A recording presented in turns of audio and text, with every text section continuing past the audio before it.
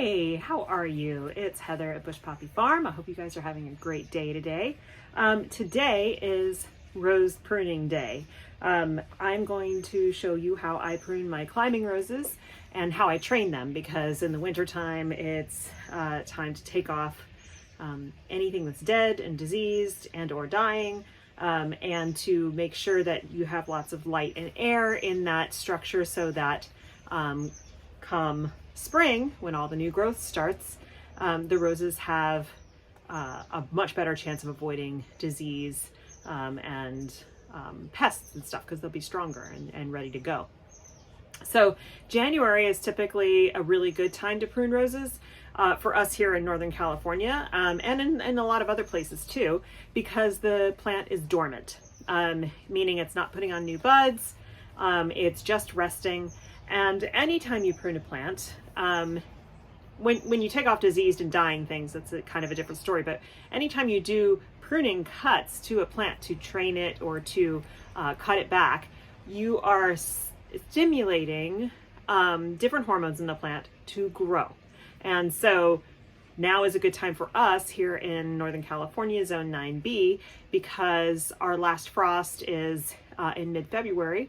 And so by doing it now in early to mid-January, some people wait to the end of the month, and that's cool too. You are kind of beyond the risk of a really hard frost hitting those newly cut areas.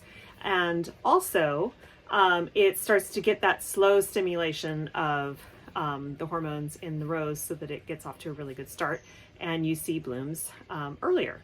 So our winters here are weird now.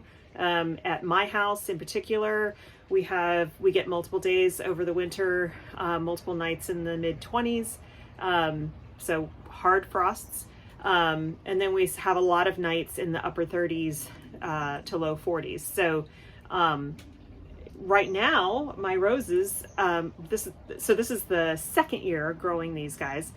We put them in not this past fall, but the fall before that. And so this past year, 2021, was the first year that we had like lots of growth. And so I've trained them, they're climbing roses, to grow up pillars on our side porch. And so they put on huge amounts of growth, like 8 to 9 to 10 feet worth of growth this year, which is wonderful. And we had lots of blooms.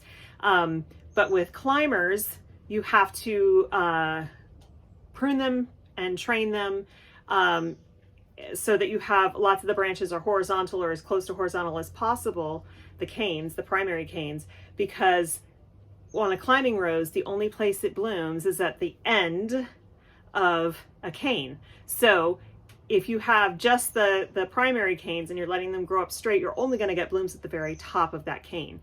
So what you do is you train the primary canes to it almost horizontally, as close as that as you can get. And then what will happen is secondary canes will pop off of that primary cane, and those will have blooms on the top of them. So that's how you get blooms up a whole column or up a whole trellis.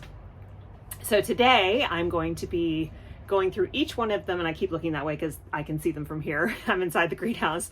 Today I'm going to be looking for dead and dying or diseased canes and taking them out. And I might remove any, since it's only 2 years old, it's not going to have super ancient canes, but in some cases, like when they get older, you might take out some of the really old canes that don't seem to be very productive anymore, or are too woody so you can't really train them. And I might be cutting back some of the other new canes just to give it more air so that I can make a nice twining up the pillar, and we'll get all those side canes and it'll be more in control. Right now, when I show it to you, it is crazy. It went nuts this year and grew out of all of my training, which is normal for climbers. And it's been kind of crazy all winter. I've been looking forward to getting to this, but I kind of had to wait till the right time. So now is the right time. So just to let you know a couple things, you want a really good pair, these are my Felcos, a really good pair of pruners that are very sharp. You do not want to crush, anytime you're pruning anything, you don't want to crush the stems. You want to have a nice clean cut. So these are bypass pruners from Felco. They fit my hand really well. Felco has lots of different sizes. These are Felco 2s. And since a lot of climbing roses are super thorny, and mine definitely are, you want a nice pair of gloves. These are actually rose pruning gloves. And so I can still get nicked a little bit through them, but they're really tough. They're much sturdier and stronger and don't allow the thorns in as much. Plus they come up far on my arm, so I can really wrangle the canes in place. Now, if you don't have climbing roses, if you have shrub roses or tree roses, the system is still pretty much the same. I'll show you where you want to make your cuts, and you have to visualize, especially with shrub roses, you want to keep an open kind of a vase shape so that you have air circulation, because one of the things that breeds disease is lack of air circulation. So it allows things like black spot and especially powdery mildew. With that, I'm going to take the camera over, set us up over by the roses, and we'll get started. Okay, so welcome to the side garden, also called the cottage garden. It's a narrow little strip here, and we have our cottage garden plantings over here. Everything's looking a little dull right now because it's winter time. But here are the 4 climbing roses that I'm going to be dealing with today, one for each post. In between these climbers, I just planted this fall tiny limelight hydrangeas. So we're going to have those will grow up, and I'll keep them trained low as well. But so we'll have the beautiful apricot rose blooms, and then we will have the white hydrangea puffballs on there as well. So it'll look really nice. All of my succulents are sitting over here. In the wintertime, I have to take them off of the back patio because they would get completely inundated by rain and basically they would all rot. And some of them still have rotted, but that's okay. I'm starting new succulents, and we'll just replace the ones that are dead and dying when the summer comes along, and put them back out so they have direct sun. But we don't get any water, any precipitation from about April through October, so they're fine. They actually need to be watered during the summer. Okay, so as you can see, the roses have grown tremendously. When we planted them, they were all about 6 inches high. So this one has 2 main canes, as you can see, and then where I have started to tie them off, they started to split and produce side canes, and then they just kept growing. So I kept trying to twist them around, which is a challenge. You can see how thorny they are. But this one's growing all the way up to the rooftop. So then there's a branch going off that direction. This branch here is coming from this one. Yeah, so they're definitely out of control. Look at the size of this one. So this one, super healthy. It's even got roses at the very top. See, that's what I was talking about. But it looks pretty thick down here. So I might have a hard time getting this to curve around this pole. So I'm going to do the best I can. This one over here, some of it's drooping down because it was trained to go horizontal there. You can see some horizontal lines.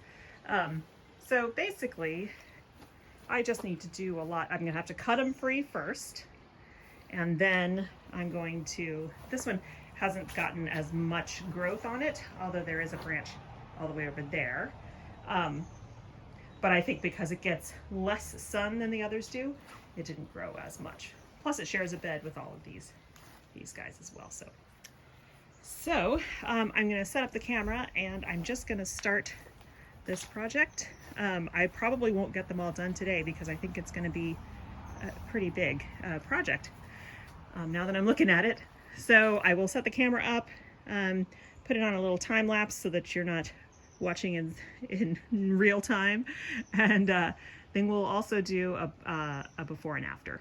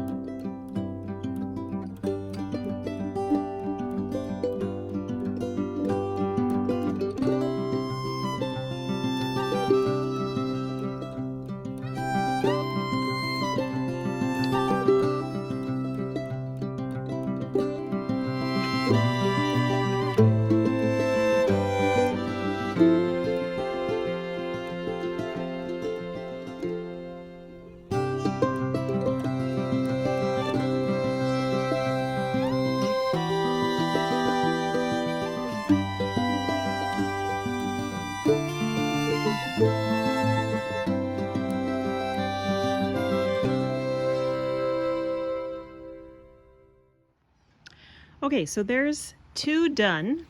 You know, in my head, I always have that, like, it'll wind perfectly around the post, and it just never works that way because the stems are very strong and I don't want to snap them. So on this post, I have one going in one direction and one going in the other. And you'll see what I've been using is these are basically twist ties that are covered with a foam, so it's super soft.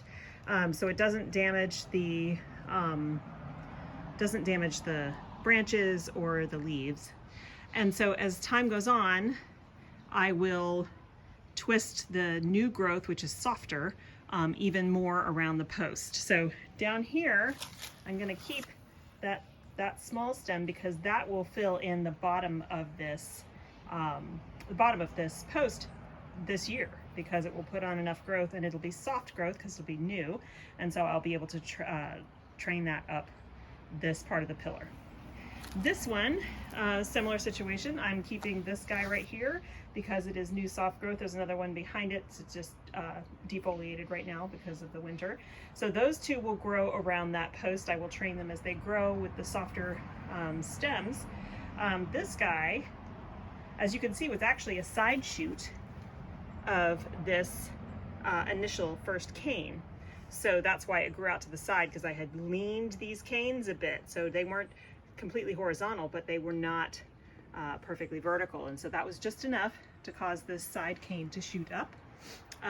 It actually still has flowers on it. I don't know, I'm probably sacrificing those, and that's okay. But the very top of this cane is flexible enough to dip it down to horizontal. So that's what I've done with these others. Dipped them down to horizontal. And as I said, all along here, new canes will come and shoot up, and those are the ones that will carry the roses. So 2 more to go, which I think I'm going to wait until tomorrow to do because I have a bunch of seed starting that needs to get done, and I need to procure more of that wrap. There you go. I can find the name and put it down in the description box if anybody is interested. So that's the first step. Now this one cane, which is sticking pretty far out, might become a problem. So we'll have to see how it goes. If it does, I'll just remove it. There are plenty of other canes that are rose bearing. So this one, you see that shoot sticking out there, I will pull that in with yet another tie once I get more of the ties. So that will go up the post as well. So I think, as this being basically coming up the 2nd season of these guys, I think they're looking pretty good. So when they come into full bloom, I will post some photos and show you what they look like, or do a short video, but you'll see how they look when they're in full bloom. They're really pretty. Oh, the roses themselves are a rose called Joseph's Coat.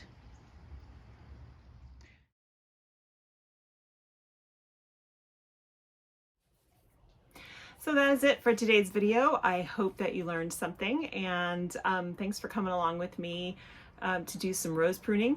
I'm looking forward to finishing that job. I just came in here into the greenhouse to see if I had any more of that wrap tie, but I don't. So I'm just going to need to go to the nursery and get some more of it. Other things on tap for today, I'm going to be starting a whole bunch of seeds. Actually, not a whole bunch. Basically, between now and April, May, I start seeds almost every week. March is the big seed starting time. So in March, there'll be just tons of trays of seedlings on these racks. But today I'm starting mimulus, which is monkey flower. That is not for cut flower production. That's actually for our landscape. It's a California native. And so I'm putting that guy into seed trays today. Also Monarda, which is, I sometimes use as a cut. It just depends, but I love it as a landscape plant. I cut them back to the ground every spring. I'll show you that in our garden in another video pretty soon. and they grow 5 to 6 feet tall in the course of a season, and they are huge butterfly and bee magnets, so that's why I love to plant them. Achillea or yarrow, which is also a California native, I do grow these for cuts, and I have a permanent perennial bed of these in different colors up in the cutting garden. Today I am sowing, let me tell you, Colorado mix and summer pastels. And then I'm also sowing snapdragons, which if you remember the story about my snapdragon debacle, I do have plugs coming.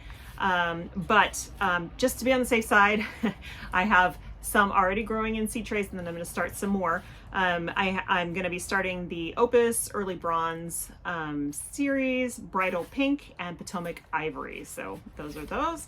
And then the last two things I'm going to be starting Sweet Black Cherry pelleted dianthus seeds. I have not grown dianthus before, so I'm looking forward to that. I will also be using those for cuts, and of course the snapdragons are used for cuts as well.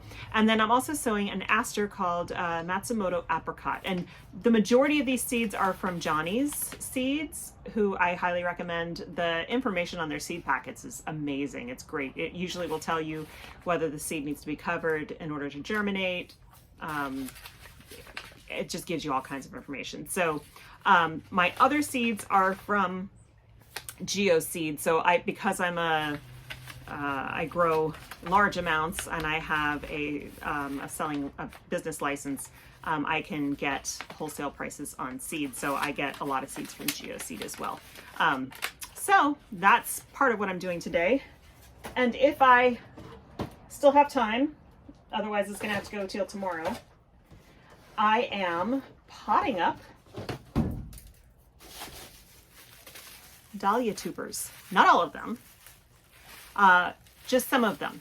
I'm going to pot some up in 4-inch pots like this so that I can take cuttings. And I'm also going to pot some up in gallon pots. What I'm doing is I'm hoping to have dahlia plants for sale for Mother's Day in May. So I'm going to get some of those started. Also, this is a chance for me to check on all of my tubers and see if any of them are rotting, get rid of those that are. This year I used the saran wrap method, which is basically they're all individually wrapped. Well, you get one long piece and you roll them all up, but they're separated by more plastic. I've heard this works best for growers in more arid places like I live. However, I'm really not excited about the plastic use. All of these plastic pots that I have, I use over and over and over again, and I'll continue to use until they fall apart. So I'm trying really hard not to buy any more plastic. And I'm trying to find ways on the farm where I can eliminate its use altogether. So the stuff that I do have, I'll continue to use until it doesn't, it just doesn't function anymore. And moving forward, I'm trying to come up with new ideas, new ways to not use plastic. So the other way to store dahlia tubers is in vermiculite. Some growers use sawdust. So we'll see how this goes. I just happened to not have enough vermiculite on hand when it was time to store them. So this is a good chance to check them all, and then I will get some started in pots if I don't run out of time today. But I will create a video of that for you as well. That one I won't show right away because I want to show you all the steps. So I'll show you the potting up, but then I'll also show you once the tubers start producing stems and how to take cuttings and all that. So that video will come much later. But there's a lot of good stuff on the internet, on YouTube already, about how to grow dahlia cuttings and also to pre-sprout your tubers. So another thing you can do is start your tubers in gallon pots. Or even in a seed tray. I've done it before in seed trays where you just lay the tubers in and cover them with soil, not completely. You leave the eyes out, leave them sticking out, and that will pre-sprout them. And then when they go into the ground, they already have a head start. So that works really well. So yeah, I will get you all that information coming up soon in another video. In the meantime, I hope you have a wonderful day, a great rest of your week, and you are enjoying the more quiet garden times of winter. For those of us in the Northern Hemisphere, my Southern Hemisphere friends are getting ready for fall, so I'm sure you are excited about that as well.